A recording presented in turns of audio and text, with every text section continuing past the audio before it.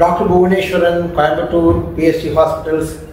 இந்த கோவிட் முதல்ல வந்த சமயத்தில் பிஎஸ்டி மருத்துவமனையில் நாங்கள் ஒரு 500க்கும் மேற்பட்ட நோயாளிகளுக்கு உள் சிகிச்சையும் 25,000க்கும் மேற்பட்ட நோயாளிகளுக்கு வெளி சிகிச்சையும் நாங்கள் கொடுத்தோம். 500 நோயாளிகள் ஒரு சமயத்தில் அப்படிங்கிற மாதிரி புரிஞ்சுக்கோங்க.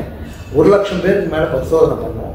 25,000லேருந்து 28,000 பேர் உள்ள இன்பேஷண்ட்டாக இருந்தாங்க. இதெல்லாமே நடந்தது. என்ன சார் திடீர்னு கோவிடை பற்றி பேசுகிறீங்க? Is covid back? கோவிட் திரும்ப வந்துருச்சா அப்படிங்கிற கேள்வி. ஏன்னா எனக்கு தினமும் இந்த கேள்வியானது எழுப்பப்படுகிறது. ஒன்று, கோவிட் வைரஸினுடைய தாக்கம் இருக்கிறது. ஆனால் இப்போ வந்திருக்கிற இந்த வைரஸினுடைய இப்பத்திய ஒரு பலம் அது முன்னே வந்த வீரியம் போல இல்லை அப்படிங்கிறத முதல்ல தெரிஞ்சுக்கங்க. அப்போது என்ன சொல்ல வரீங்க சார்?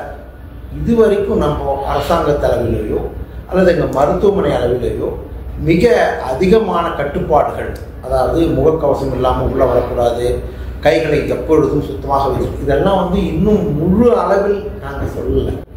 ஆனால் பொதுவாக உடல் பலகீனம், ஆல்ரெடி அவங்களுடைய இருதய கோளாறுகள், அதுக்கு பிறகு அவங்களுடைய எதிர்ப்பு சக்தி குறைவு, கிட்னி பேஷண்ட்ஸு, வயதானவர்கள், நுரையீரல் அந்த சிஓபிடி என்று சொல்லக்கூடிய ஆஸ்மாவுடைய அதிகபட்சமான பிரச்சனைகள், இந்த மாதிரி நுரையீரல் பலகீனம், இருதய பலகீனம் மற்றும் எதிர்ப்பு சக்தி பலகீனம் இருக்கிறவங்க கண்டிப்பாக பல இடங்களில் பொது இடங்களில் போவது, முகக்கவசம் இல்லாமல் இருப்பது நல்லதல்ல.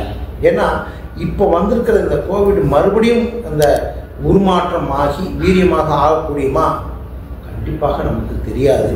ஆனால் இந்த பலகீனம் இருக்கிறவங்க தவிர்த்துக்குங்க. மற்றபடி இந்த கோவிட்னால மேஜர் பிரச்சனைகள் இதுவரைக்கும் இல்லை அப்படிங்கிறது தான் நிதர்சனமான உண்மை. புரிஞ்சுட்டீங்களா? Is covid back? Let us be careful. God bless.